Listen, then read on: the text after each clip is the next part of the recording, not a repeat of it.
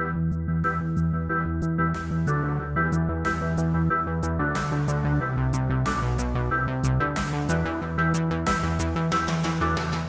dia, boa tarde ou boa noite, pessoal. Bem-vindos a mais um BordaCast, o podcast mais subversivo do campo psicanalítico. Estamos aqui dessa vez com 3 membros do Grupo Borda. Eu sou a Camila e falo aqui do Rio de Janeiro. Estamos também com a Priscila de Salvador, Bahia. Oi, pessoal. Eu sou Priscila, tô falando aqui da Bahia e vim hoje aqui pra gente conversar um pouquinho sobre esse tema que a gente escolheu juntos. E a gente também está com Pedro, de Tupaciguara, Minas Gerais. Olá, pessoal. Bom dia, boa tarde, boa noite.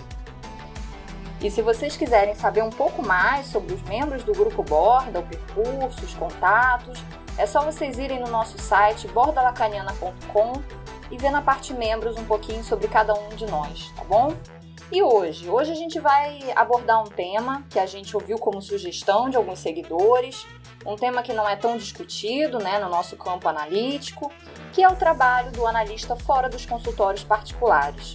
Psicanalistas que trabalham atendendo instituições, sejam públicas ou privadas, seja na área da saúde, no sistema judicial, no sistema escolar. E aí são várias as instituições onde a gente encontra os psicanalistas, né? E aí eu quero começar perguntando para o Pedro o que ele acha sobre esse trabalho, né? Geralmente se faz a contratação, né, de um psicólogo para um lugar desses e às vezes calha ali desse psicólogo ser também psicanalista, né? Então pode ser um psicólogo, né, de uma abordagem como o TCC ou Gestalt, mas muitas vezes o que a gente vê é que são muitos psicanalistas que estão nesses lugares, né? E aí eu queria perguntar para o Pedro o que ele acha, né? Será que é possível esse trabalho com a psicanálise fora dos consultórios particulares? Olá, Camila, Priscila. Bom, eu acho que é possível um trabalho sim, né, tendo como suporte a psicanálise e a teoria que a psicanálise nos dá para poder pensar a nossa prática. Quando comecei o meu trabalho, para poder, né, manter a clínica, né, era muitas vezes recomendado que a gente fizesse outros trabalhos como psicólogo. Os próprios outros analistas, os colegas diziam, olha, faça alguma outra coisa, e tinha, né, uma série de pessoas, eu fui um desses, que procurou um trabalho numa instituição. E quando eu entrei na instituição, a primeira coisa que eu me perguntei foi, bom, eu estudo psicanálise, como é que eu posso me servir disso para fazer meu trabalho aqui? Então, desde da época da graduação, quando fazia estágios, o pessoal que eu encontrava muito, às vezes um professor que tinha dado uma aula legal num lugar, trabalhava às vezes num CAPS, trabalhava no CRAS, ou estava ligado de alguma maneira a alguma forma de assistência, um trabalho social. E aí nisso eu ficava me perguntando muitas vezes do que eles se serviam como psicanalistas e que os fizesse poder estar nesse lugar. Então eu acho que seja possível sim fazer um trabalho, apesar de que é um trabalho muito diferente do consultório, né? Eu fico perguntando, é possível clínica fora do consultório? Né? Porque a gente sabe que às vezes o mesmo consultório não nos dá todas as possibilidades de fazer um atendimento, isso não garante, né? Assim como na revista essa última revista da Borda, eu venho problematizando sobre o divã. Ter um divã não garante que a gente vai fazer uma análise de tal modo, assim, assim, assim. Tem uma série de outras coisas. Porém, eu acho que é preciso pensarmos qual teoria que dá suporte a isso, né? Qual que é o limite dessa teoria, de que maneira que a gente pode trabalhar, né? De como que a psicanálise, o psicanalista se coloca nesse lugar, ou dizendo desse modo, né? Como que um psicólogo que não deixa de ser psicanalista em outros lugares, ou seja, ocupar a função de analista para algumas pessoas, numa certa condição ou outra, como é que ele pode, num espaço como um atendimento de grupo, como num centro de assistência social, né, ou psicossocial, numa escola, né, como é que ele pode realizar um tratamento? Então eu fico também perguntando, né, qual que é o limite disso, até onde que vai o tratamento, atendimento. E eu acho que a gente traz esse Bordercast aí para a gente pensar, né? Tem condições mínimas para isso? O que vocês pensam também? O que vocês acham? Vamos entrar nesse papo junto, que eu acho que eu não consigo responder tudo isso, porque são vários lugares, são várias escritas, né, e vários pontos, várias práticas distintas que a gente poderia elencar, né, em lugares diferentes que hoje se insere um psicanalista, hoje que agora, né, nos tempos de pandemia, nos atendimentos online, né, mas, ou seja, diferentes, é um outro atendimento fora do consultório, né? Mas o que vocês pensam também? Não devolvendo a pergunta, mas... né? Vamos circular.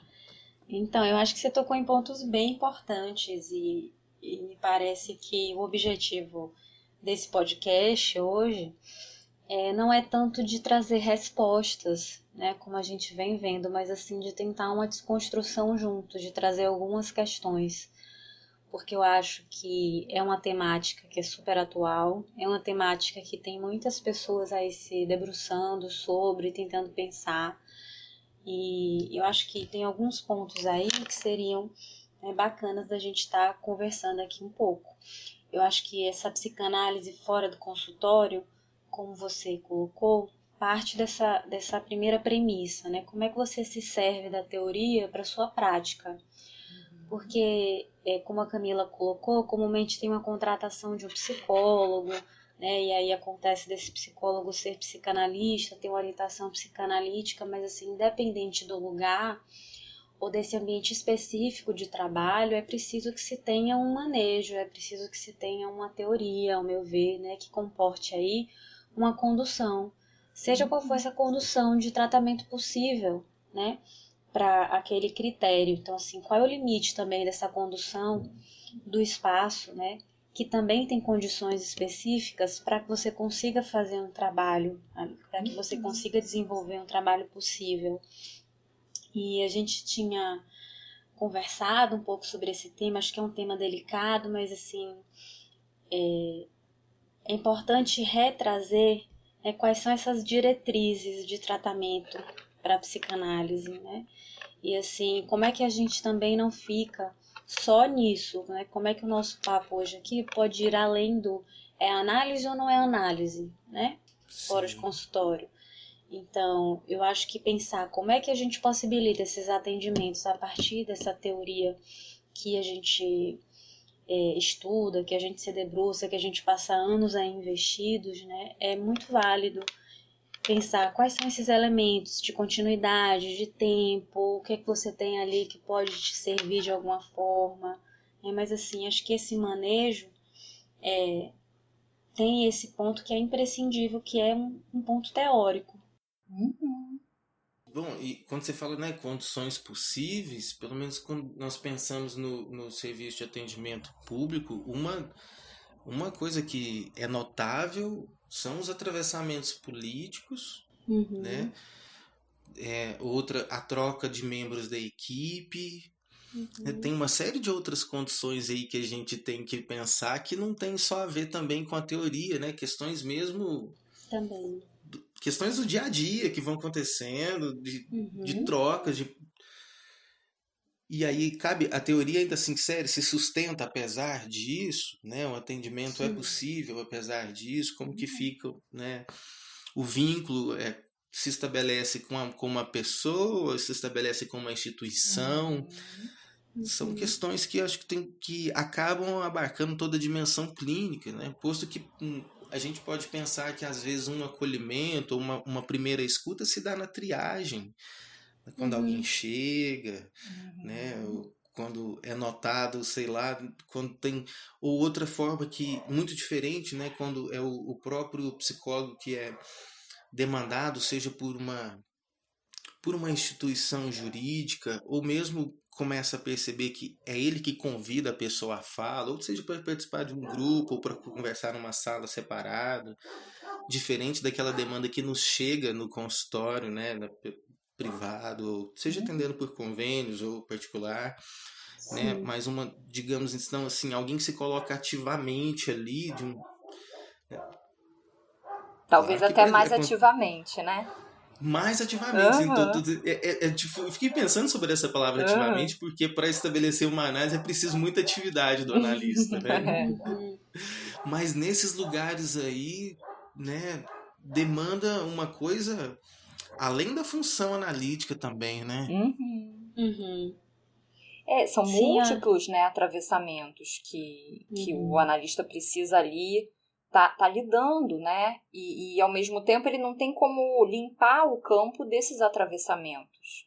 Né? A gente estava até conversando antes, você falou um pouquinho da questão do divã, também o tempo, o pagamento, e talvez essas não sejam condições mínimas necessárias para o estabelecimento de uma análise. Não é que não sejam artifícios que o analista no consultório particular possa usar, mas talvez ali nessas instituições a gente precise de fato pensar outras formas. Estava aqui pensando, né, com as colocações de vocês, acho que esse é o grande desafio, né, assim, esse trabalho fora do consultório, como é que fica esse singular e o público, dentro ou fora de uma instituição? Porque acho que, pelo menos assim, me parece que está claro de que um consultório ele não garante que a análise se dê, né? De que assim essas condições muitas vezes perpassam por outras coisas e que isso não é uma garantia. Mas assim, pensando agora nesse âmbito de uma instituição, eu acho que esses atravessamentos são constantes, né? E me parece assim que é uma coisa que está sempre acompanhando a nossa prática. E aí, se é uma instituição pública, a gente vai lidar com questões específicas, né? Com dificuldades, às vezes, do próprio sistema, com dificuldades, assim, ou limitações também dos próprios recursos. E aí, acho que muitas vezes também o profissional tem que estar atento a esses limites, do que ele pode colocar nesse ambiente, do que também ele tem que se resguardar. E essa instituição já quando é privada, acho que vai ter outras demandas, né? Então, assim, cada instituição vai ter uma especificidade. Eu acho que vão ter atravessamentos, né, políticos, atravessamentos institucionais. Acho que esse discurso institucional é muito forte. Mas como é que a gente lida com tudo isso? Como é que a gente consegue manter um manejo ainda que tenham essas questões, né? Como é que a gente sustenta esse discurso onde ele aparece? Aproveitando a sua fala, né? Eu fico perguntando a partir do seu artigo, né? Uhum. Se a gente teria condições de fazer um manejo clínico prudente, né? Se há uma possibilidade analítica rigorosa, sabe? Como que como fazer operar, né? Uma função? É uma função analítica que do que poderia então, né? Digamos então, o que vocês acham que poderia se servir ou fazer com a parte dessa teoria, né? Alguém que se coloca nesse lugar aí. Camila, podia nos falar um pouquinho também disso aí, de como que você pensa essa pergunta que até você nos trouxe. E porque é interessante a gente pensar assim, né? Pensando com a teoria do Lacan, ele nos abre uma possibilidade com a clínica do significante de pensar uma clínica mais flexível, não propriamente no sentido ali do que ele chama ali dessas minúcias, né? Que no texto ali, né, Função e Campo da Fala e da Linguagem em Psicanálise, de 1953, ele fala muito disso, né? Como a IPA, na época, ali até antes, coloca como uma certa obrigatoriedade, né, para que se diga que há uma análise, um trabalho de uma análise ou um analista, certas regras, né? E Lacan ele vem dizendo que não necessariamente, como Priscila falou, essas regras asseguram um trabalho de psicanálise. E ele faz quase que um movimento inverso. Enquanto ali a IPA e alguns analistas acreditariam que existiria elementos que poderiam assegurar uma psicanálise, uma entrada em psicanálise e dizer, bom, então aí sim é possível psicanálise. Então, depois de tantos anos de análise, aí sim vai ser possível psicanálise, né? O Lacan vai dizer Sim. que a gente só tem ideia de que foi uma psicanálise, de que houve uma análise, de que houve um analista, num determinado ponto, né? Onde houve uma articulação significante, dessa articulação houve ali um ato analítico. Então, acho que isso nos deixa uma maior flexibilidade para a gente trabalhar onde for, né? Seja numa instituição, às vezes em consultório de rua, né, onde Sim. há ali um atendimento que não é um atendimento muitas vezes pontual, mas é um atendimento que é feito à população de rua de uma forma ali sistemática, né? Então, como talvez seja importante a gente pensar que é uma teoria, né, que a gente ali se vale dela e que abre uma possibilidade de pensar uma clínica que, de fato, a condição mínima é a fala, né? Que Freud abre essa possibilidade, mas talvez ainda muito preso a certas minúcias que ele acreditava que seriam importantes para estabelecer o que era psicanálise, mas Lacan talvez dá um passo a mais, e aí não nos interessa falar de avanço ou de teoria melhor, isso não cabe, não se trata disso. Mas ele nos dá ali uma possibilidade de pensar uma amplitude, né, que é o que Priscila tinha falado antes, que antes a gente conversou um pouco, e Priscila tinha falado disso que eu achei muito interessante, né, como a gente talvez tenha que pensar justamente que na teoria de Freud e Lacan não existia como a gente tem hoje, né? Esses trabalhos nas instituições públicas, né? Fala um pouquinho mais disso pra gente, Priscila. Então, eu acho que isso é uma coisa que eu sempre fico pensando, né? Assim, por que a gente se depara tanto com essa limitação quando a gente vai falar de um trabalho da psicanálise fora do consultório? E aí acho que o ponto importante da gente lembrar é justamente isso, de que assim, acho que os psicanalistas eles têm se visto às voltas com esse ponto justamente porque acho que essa teoria se esbarra em um limite, né? E que é um limite de que acho que as condições que a gente tem se debruçado hoje para poder tornar possível esse trabalho são diferentes das condições que esses autores como Lacan, como Freud, como tantos outros, né? Eles tinham naquela época. Então, hoje a gente vê muitos coletivos, né? Você falou de atendimento agora nas ruas, a gente vê diferentes tipos aí de atendimentos em dispositivos de proteção social, em órgãos públicos, né? Ou órgãos privados. Então, são várias formas de trabalho e a gente tem se visto, eu acho que assim, nesse lugar de pensar e de repensar a nossa prática. Então, acho que essa desconstrução é muito válida, porque me parece que anteriormente, assim, não é sem motivos que esse entrave surgiu, digamos assim. Né? Mas por que esse entrave surgiu e por que agora a gente tem começado a dar alguns passos em diferentes caminhos que não são os caminhos de consultório, né? E aí eu fico pensando nesse lugar histórico também da psicanálise, de ter sido sempre assim um lugar burguês, um lugar de privilégios. E como é que a gente pensa agora essa distribuição, né, desse lugar que era um lugar de privilégio, para que se torne um lugar democrático da fala, para que se torne um lugar de acesso, né? E aí eu acho que um dos papéis desse psicanalista que está aí fora dos consultórios, que está nas ruas, ou está nos hospitais, ou está no CRAS, ou no CREAS, enfim, o que quer que seja, acho que passa por isso, por uma democratização desse espaço de fala. É uma palavra muito boa, né? Democratização do espaço de fala. Bom, essa fala da Priscila também me traz uma ideia de que é preciso a gente ficar repensando a nossa prática, né? Porque por vezes eu já me peguei pensando, né? O que é isso que eu estou fazendo aqui? Eu estou sendo psicólogo, psicanalista, terapeuta, analítico, educador. O que eu estou querendo aqui? Eu só estou fazendo uma oficina, sabe? Só estou fazendo um grupo de bate-papo. Mas acho que interessante que quando a gente interroga esse lugar, a gente não dá mais para ficar só com. A gente tende com isso, ou né, é possível, eu acho, com isso, a gente fazer a teoria poder. Não é ficar elástica, não é tentar abarcar tudo, mas talvez até se alterar, né? Talvez a gente tende a desenvolver outra coisa, fazer, ou até dizer mesmo, o limite da nossa prática, o que a gente faz é até aqui, até esse ponto aqui, daqui para frente que fazemos é uma outra coisa. Assim como a gente já trouxe num outro momento, que num consultório a gente não é analista todo o tempo, né? Não estamos na função de analista o tempo inteiro. A Priscila traz uma intervenção que a analista faz no artigo dela, né? Onde ela estaria ocupando que posição ali, né? Então é preciso, acho que, ficar repensando o contexto, né? Tem acho que eu comentei com vocês mais cedo, né, sobre o livro Édipo Africano, que é de um pessoal que vai fazer um trabalho na África, que lida com intérprete, que lida com uma série de contextos onde eles se veem levando um tratamento europeu, né, por um lugar que segundo eles ali parece que não sabiam da possibilidade daquele tratamento.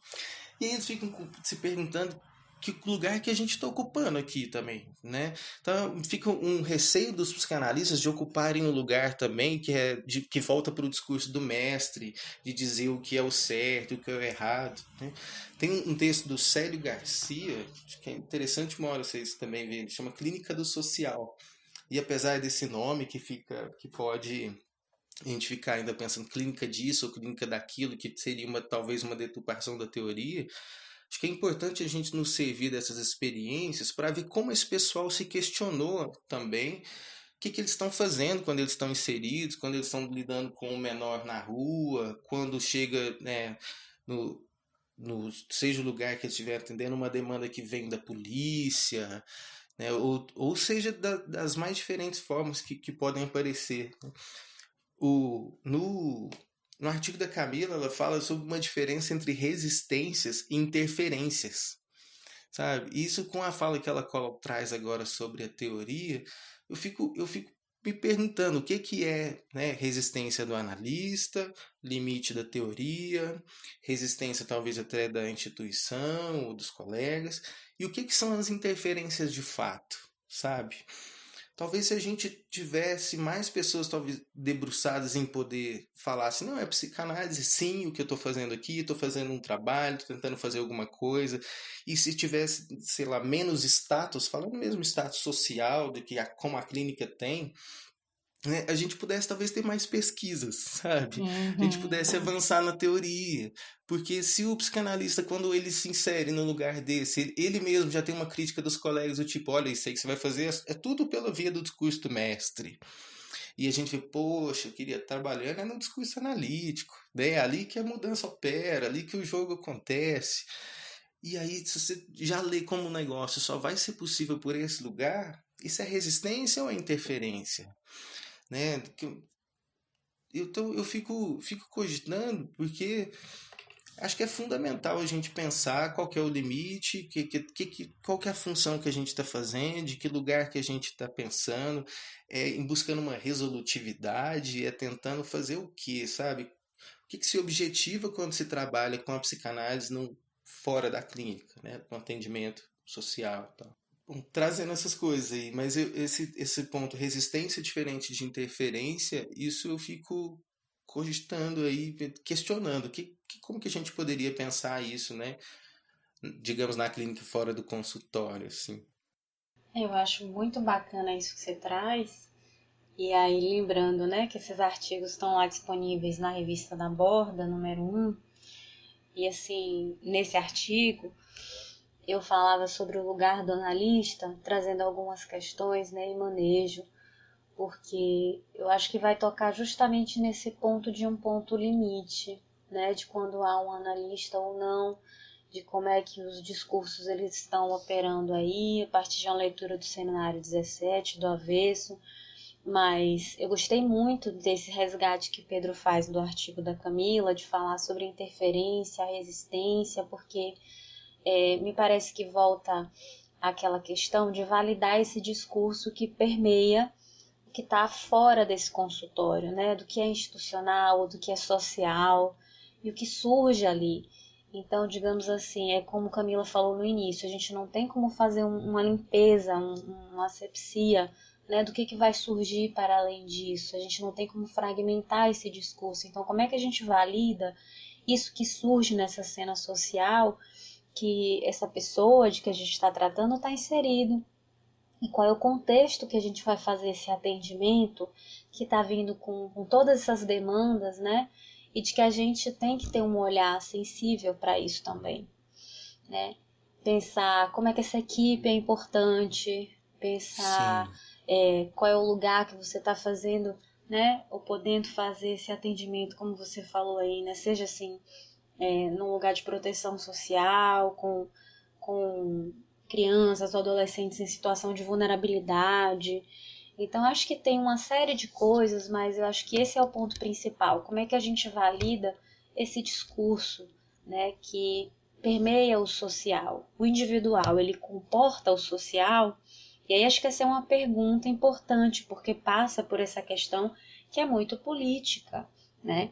E que, assim, ao meu ver, sempre foi política, no sentido de que a gente está tão acostumado a fazer essas fragmentações para conseguir ir ali um campo de atuação, e de que a gente às vezes esquece o que tem por trás disso, né? Por trás de uma lógica, digamos assim, individualista mesmo, né? Então, me parece que esse é outro ponto importante, porque se a gente pensar que a psicanálise, assim, pelo menos em quesitos disso que surge fora do consultório, ela sempre está mais validada nesse campo aí, me parece, da saúde mental, né? Tem muito psicanalista escrevendo sobre, falando sobre, não que não tenha nesses outros campos, mas como o Pedro falou, e esse espaço de pesquisa, como é que fica, e esse espaço de escrita, de discussão, por que que a gente tem visto tantos fechamentos em torno disso, ao invés de uma abertura, né? De uma desconstrução potencial, para que a gente também tenha um avanço nesse arcabouço, inclusive teórico, né? Quando você está falando assim, validar, você está dizendo de que ponto, assim? Então, eu acho que no sentido das demandas que aparecem, por exemplo, se a gente pensar num hospital, né? E a gente pensar que provavelmente a gente vai lidar com queixas que são queixas institucionais também, no sentido de queixas de alimentação, ou de acessibilidade, de duração das visitas, ou dos próprios atendimentos, né? Então, assim, são uma série de quesitos que a gente tem que lidar e que a gente não pode retirar isso, né, dessa queixa, como se aquilo não fosse endereçado também a gente, no sentido endereçado também ao profissional que está nessa instituição. Eu acho que, assim, é cabível você acolher, né, tudo isso que vem junto com esse discurso para que isso se valide. Digamos assim, não é porque o paciente está falando desses outros pontos que eles também não estejam falando de coisas que são importantes, de coisas que possam ali, inclusive, interferir nesse caminho dos atendimentos ou não, né? Os próprios grupos, como a gente tinha comentado no início, que eu acho que é um ponto que muitos analistas ainda resistem, mesmo fora dos consultórios, para fazer trabalhos de grupo, né? É assim, eu particularmente vi dar muito certo nos hospitais e acho que tem que se ver quais são as ferramentas que você tem para trabalhar com isso, né? Com essas demandas que surgem, a depender desse lugar que você esteja aí atuando, seja numa instituição, seja num dispositivo social, seja num dispositivo público ou particular. Mas assim, como é que a gente sustenta esse discurso independente do lugar que ele apareça? E aí coloca o profissional numa situação que às vezes o consultório dá um, dá um protegimento para ele, né?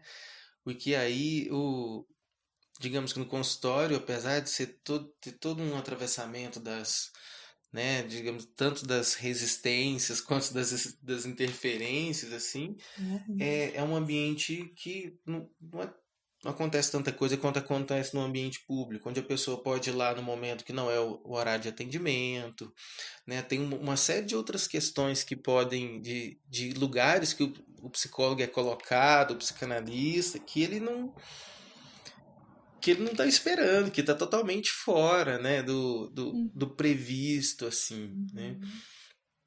E não sei, né, fico pensando se é possível, como que atuar com todos esses atravessamentos que acabam acontecendo, que não são só os teóricos, né? Sim, sim. Porque aí me parece que entram outros limites, né? De que, assim, eu acho que no consultório talvez seja mais fácil você fazer essa delimitação de limites no sentido de que o paciente ele tem um horário específico, você sabe o dia da semana que ele vai, se o paciente falta, comumente ele avisa, né? Então, assim, você consegue ter um controle maior sobre a situação do que quando você está fora do consultório. Porque fora do consultório, acho que assim, os seus horários são diferentes, a sua disponibilidade é diferente. Então é como você falou, né? De repente um paciente pode chegar em um horário que te surpreenda e você vai fazer esse atendimento, né? Então, acho que assim, tem uma série de limites que a gente lida que é muito diferente do que da forma como a gente lida dentro do consultório. Acho que essa disponibilidade, quando você está atuando fora disso, a sua disponibilidade me parece que tem que ser ainda maior. E talvez dê uma ilusão, né, dentro do consultório particular, de que o atendimento, né, o tratamento é de um caso, mas o caso é aquele que está na nossa frente. Né? O caso diz respeito àquela pessoa sentada na nossa frente. Então, por exemplo, se um colega que é psiquiatra, né, nos enviou o caso, nos fala um pouco do caso, isso é como se estivesse fora do caso. E o que o Lacan propõe, né, com a noção de inconsciente como discurso do grande outro, é justamente que a gente possa ver o caso não de uma forma individualizada, né, mas o particular do caso também faz referência ali a esses discursos que estão sendo reproduzidos ali também, no sentido, reproduzir nem é uma palavra boa, porque o discurso de fato é o que se produz dentro de uma análise, né? Então, quando a pessoa fala ali, por exemplo, desse psiquiatra para o analista, ou fala da família, ou fala ali de outras pessoas até que esse analista pode, né, conhecer no dia a dia dele, enfim, isso ali também faz parte do caso, né? Então, talvez fora do consultório, nos atendimentos em instituições, isso fique mais evidente, né? Como a gente não tem como limpar o caso de todos esses atravessamentos que fazem parte do caso. A equipe, as pessoas que atendem, as pessoas às vezes que nem atendem, mas que estão ali no dia a dia, né, de uma instituição, por exemplo, o porteiro, ou se tem um guarda ali também, que fazem parte, né? Todas são como se fossem personagens que aparecem nesse discurso, mas que a gente não toma como personagem, né? A gente toma como significante mesmo. Então, talvez fique mais radical, né, essa diferença ali do consultório para fora do consultório. Isso, e assim, muito, muito legal isso que você falou, porque fiquei me lembrando, né, dessas situações, de que assim, o trabalho do profissional, né, dentro de uma instituição, nesse caso, a gente falando assim, depende do trabalho de outras pessoas também. Então, assim, às vezes para você fazer um grupo, você depende da equipe da limpeza, você depende de que um técnico tenha feito o trabalho dele antes, se a gente pensar em no hospital, que um médico tenha feito o atendimento, um fisioterapeuta. Então, assim, tem uma série de outros trabalhos que estão interligados ao seu e que podem interferir ou ajudar nesse caso. Né? Que, assim, você trabalha com coletivo, então me parece que a diferença sutil que aparece vai muito nesse ponto, né? Começo a perceber que a equipe, quando se fala em equipe interdisciplinar, alguma coisa assim, não vai incluir então só os profissionais, digamos, da saúde, né? Psicólogos, enfermeiros ou as assistentes sociais, né? Que são os que geralmente passam muito pelos CAPS, CRAS, essas instituições assim, mas é como a moça, o rapaz que está na limpeza, que está na recepção, que está.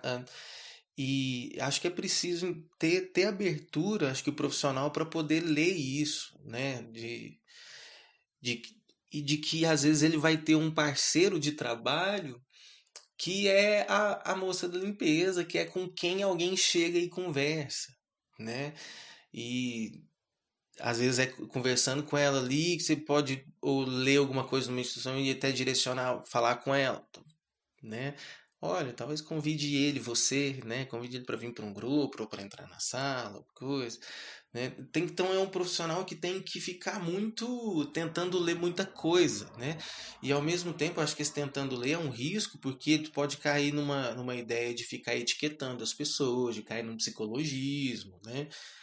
Ainda é um trabalho muito delicado para não cair no lugar do educador, do reformador social.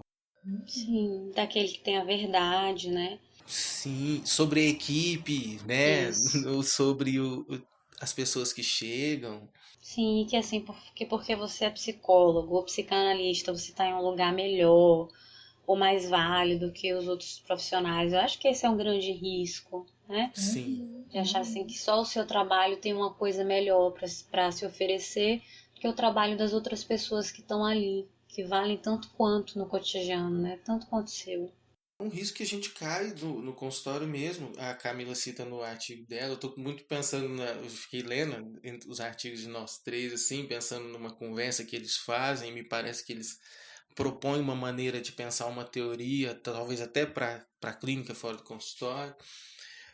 Mas a Camila traz sobre isso, né, uma ideia que os psicanalistas têm por vezes de que a psicanálise uma pessoa tem que resolver alguma coisa pela via do discurso, né? Se ela precisar de um medicamento ou de uma cirurgia, sei lá, ou, por exemplo, uma cirurgia bariátrica ocorreu porque não pôde resolver isso pela via do discurso. E não é muito bem por aí, né? Eu acho que isso volta a gente repensar qual que é o limite do digamos agora então, né, de alguém, de um profissional, daquele que eu, como lá que eu falo em algum momento, daquele que faz um job, porque o psicanalista também faz um job, né? Qual que é o limite dele nesse lugar aí, até onde que vai, com o que ele pode fazer? É isso que eu fico muito mais questionando, sabe? É isso que é o complicado de gravar um podcast com esse tema, porque são vários atravessamentos e a gente fica com muito receio de afirmar alguma coisa sobre isso e não ser muito bem isso que a gente queria ter feito, né? Então, mas eu acho que aí tem um ponto importante, né, do que é um pouco do movimento, que pelo menos a forma como eu percebo do que a gente está fazendo aqui, que é uma desconstrução mesmo, né? E assim, eu não sei se de imediato, para a gente fazer essa desconstrução, a gente tem que ter as respostas de antemão para isso, porque a gente está levantando uma série de perguntas que talvez sejam perguntas importantes e que até a pressa, né, assim, de ter essa certeza, às vezes pode atrapalhar um pouco. E aí, acho que outra coisa também que a gente pode pensar é a forma também como essa coisa do tempo aparece, da resolutividade do caso, aparece em um consultório e como aparece, por exemplo, em uma instituição, né? Porque, de repente, acho que essas demandas elas se diferenciam muito porque no consultório a gente está trabalhando ali também com uma espécie de narrativa, né? E dentro de uma instituição, como você falou aí, o exemplo do artigo da Camila, né? Pode surgir uma cirurgia, pode surgir outra coisa. Então, assim, a gente está lidando com uma série de intercorrências que são intercorrências que estão acontecendo ali, naquele momento. Então, acho que essa disponibilidade, essa abertura para esse novo, para isso que você não tem controle, né? Daquilo que pode aparecer a qualquer momento, seja um óbito, seja uma desorganização. E aí, acho que o meu artigo também toca um pouco nisso, nesse ponto, Uhum. né? De assim, de como é que você pode ter uma flexibilidade para fazer o teu trabalho e também ter um aporte teórico que te dê uma certa tranquilidade em relação a isso, para fazer uma leitura do caso, né? Porque eu acho que essa leitura do caso muda de acordo com essas situações que a gente está trazendo aqui, né? Sim, e o que vocês acham da gente fazer algumas considerações finais?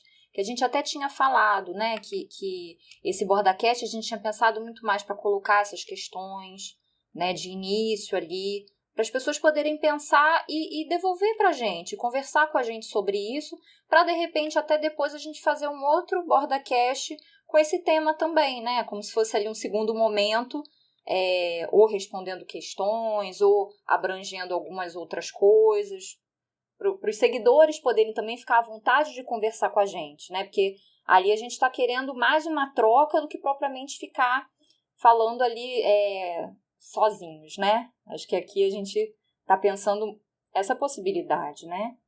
Sim, eu acho tranquilo, acho que a proposta é essa mesmo, né? E assim, eu acho bacana que as pessoas, acho que tenham escutado alguma coisa, algum ponto que tenha remetido ao próprio trabalho, porque eu acho que isso pode surgir, né? Que tenham essa abertura de vir, de conversar com a gente, de trocar essas experiências, mas me parece assim de que o que a gente está colocando hoje, né, parte desse ponto de uma desconstrução, de uma sustentação desse discurso que é coletivo, dessa democratização, como eu disse, do espaço de fala, né? Dos trabalhos que são possíveis, e acho que não ficar tão engessado em relação à nossa prática, né? Me parece que esses são alguns pontos importantes do que a gente está trazendo hoje. Eu também acho. E acho tão importante essa abertura, mas é importante ter uma abertura também crítica, né? Porque a gente tem pouco material, né? Não temos pouco material, é bobeira falar que temos pouco, mas talvez tenhamos pouco material com rigor teórico que vai dizendo como que poderia ser a nossa prática fora do consultório.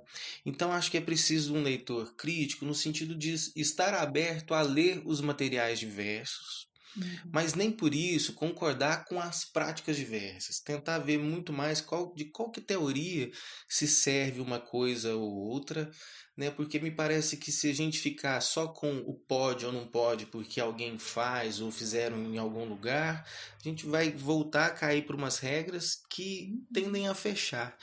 Então acho que é preciso um leitor crítico, e aqui nós estamos colocando como nós temos artigos escritos, acho que dá para pensar pelo menos qual que é a posição da qual a gente suporta, né, que dá suporte para a nossa teoria hoje, para o nosso questionamento e até para a nossa abertura, porque não deu para fechar muita coisa que a gente falou aqui, mas eu acho que é preciso isso, abertura para ler, mas é preciso de um leitor que não se convença de uma vez de tudo que leu, que possa indagar ainda Freud, Lacan, as outras pessoas e talvez se servir da prática de alguém que está aqui próximo, de alguém que não tem um status tal, ou né, eu acho que se vir das experiências, mas pensá-las criticamente, sabe?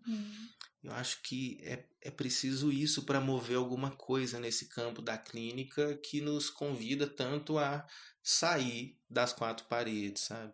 Sim, e trazer aqui pra gente, né? E trazer pra gente. Trazer pra gente, colocar pra gente. Se vocês quiserem também ouvirem outras coisas, outros temas, a gente está aqui aberto para estar escutando, né, e fazendo essa parceria, esse diálogo. Muito legal, pessoal. Vamos então encerrar por aqui.